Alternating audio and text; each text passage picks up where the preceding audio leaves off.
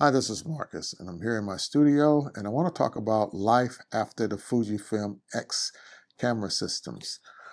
I was using the GFX camera system along with the Fuji X camera systems for about close to 2 years. And I got really fed up, really frustrated with the Fuji X camera systems because of the autofocusing system, along with the cost of what Fuji was adding on to the newer cameras as they were coming out. They were priced along with the Sonys and the Canons, just being maybe a couple $100 cheaper. And they were promising all of the latest features that those cameras had as far as autofocusing, and they just wasn't delivering.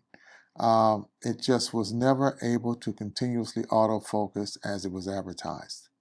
And so after doing a couple of photo shoots and a couple of video shoots that I've done where I'm relying on the camera that when it goes green and it beeps and it tells me that it's got something in focus, I'm trusting the camera, only to get back in post-production and find out that it did not record as it said that it did, or it didn't capture the autofocusing the way that it was supposed to. I decided to switch from that camera system and go with the Lumix, the full frame camera system. Now let me just give you some history. When I switched over from DSLR, which was Canon, back in 2012, and I went to the Lumix Micro Four Thirds system, which was the GH3, the GX7, the GX8, and I also had the Olympus OMD EM5 Mark II. If I'm not mistaken, I believe that's what that camera was called, along with about 16 to 17 native lenses for that camera system. You see, when I go into a camera system, I really buy into that camera ecosystem. I want to have everything that I think that I would actually need or want. About 2 years into that camera system, Lumix did kind of the same thing that Fuji did. They started to up the price of their cameras to make them, cost almost as much as a full frame mirrorless camera. And I thought it just doesn't make any sense. They went from 16 to 20 megapixels, but the prices of the lenses and the prices of the cameras was rivaling those of a full frame camera system. And so I decided, you know what? I think I've outgrown this Micro Four Thirds, because with all of the shortcomings that you would actually get as far as the low noise, you didn't have the shallow depth of field, and those things I was willing to live with because of the cost savings that I was getting. But once the costs started to rival those of the cameras that were able to give me those features, it was no longer a good idea for me to be in those camera systems. And so I left the Lumix camera system and I went up to Sony. And again, when I went to the Sony camera system, I went with the A6000, the A6500, the A7 II, and the A7R2. Those were my camera systems. Now, the problem that Sony had at the time, they had more APS-C lenses than they did full frame. So you had to purchase this Sigma adapter, I believe it was a Sigma MC11, to adapt the EF Canon lenses to be able to be used on your Sony camera. Now that worked semi-good. It didn't give you the best performance and it didn't give you the best auto focusing performance, but it was doable. Because at the time, the mirrorless camera system was looked upon as not being a professional level camera system. All of the established photographers would talk down on it not having 2 card systems and 2 memory card slots, and there was a whole list of things that they were giving it issues with. Even though the video specs of the mirrorless cameras were actually better than what the DSLR was. So fast forward, I had kind of a bad experience with the Sony camera system, and Sony had this horrible habit that they continue to this day of bringing out newer cameras with the same identical sensor and processor. And all they'd have to do is do an update to give you some of those features, and they wouldn't do that. They would want you to go out and buy a new camera. I decided at that time, I had been through this before, I went back to Canon, going back full circle. When I went back to Canon, I went to the Canon 5D Mark IV and the Canon 5DS. And then Canon came out with their mirrorless camera, which was the EOS R, and they advertised it realistically and they advertised it correctly. At the time that it came out, it said, hey, this is our mirrorless camera. We don't have a second SD card We don't have the autofocusing system that you're used to that is being touted on Sony, but we're going to get there. And they came out with some very good lenses. And the really good thing was that they brought an adapter out that made all your EF lenses work on the EOS R system flawlessly with no hiccups at all. And that was a very easy transition to that. And then they released their firmware. I believe it was 1.3, but don't quote me. I believe it was 1.3 that came out, and they gave it the autofocusing system that was rivaling the Sony system. And I was very, very pleased with that system. Very pleased with the lenses that I had purchased. I went out and purchased the RF50 f1.2, which was a phenomenal lens, just really beautiful lens. And then when they brought out their mirrorless camera system, they started to say, you know what? We don't like third-party lenses making lenses for our camera.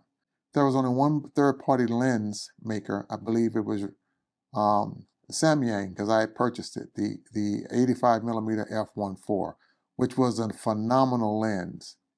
And then Canon pulled the rug from them and said, we're not going to support any third-party vendors making lenses for our camera system. So unfortunately, they can never do another update on that lens. And I just thought that was like, oh, here we go again. The camera maker, they finally get up to par with where they should be. And now they want to start price gouging their customers. So from there, the Fuji was there. And the Fuji had a very good reputation of bringing out firmwares to fix their cameras when there was issues. They seemed like they were very attentive to their customers.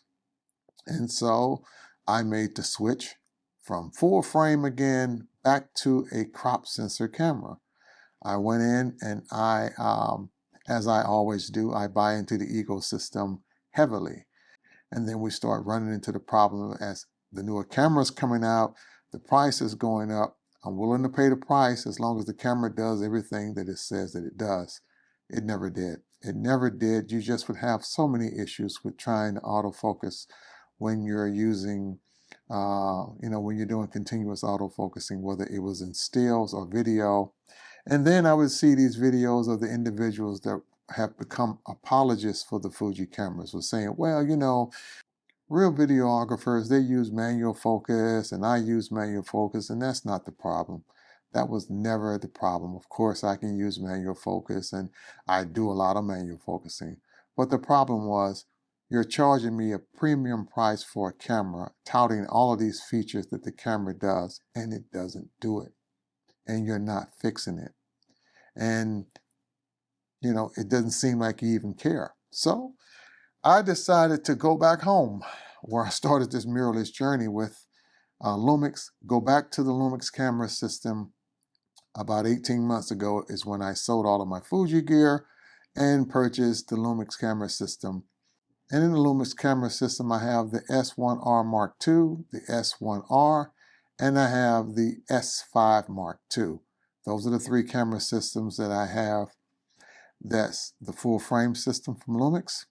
And I have about a good 8 to 9 lenses that are L mount. And I have been more strategic this time. I've made sure that the lenses that I purchase, that they will cover what I need them to cover, because I don't want to have duplicate lenses.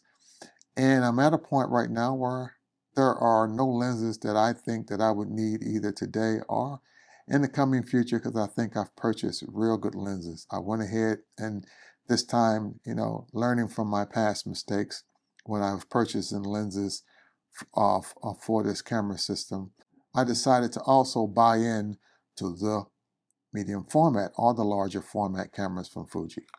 I have the 100S Mark II and I have the 50S Mark II.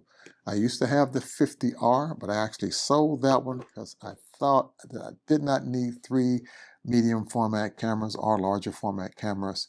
The 2 would be just fine enough. The 100 is when I want to use and I want to really capture something that's commercial or something that I'm doing a really good project on.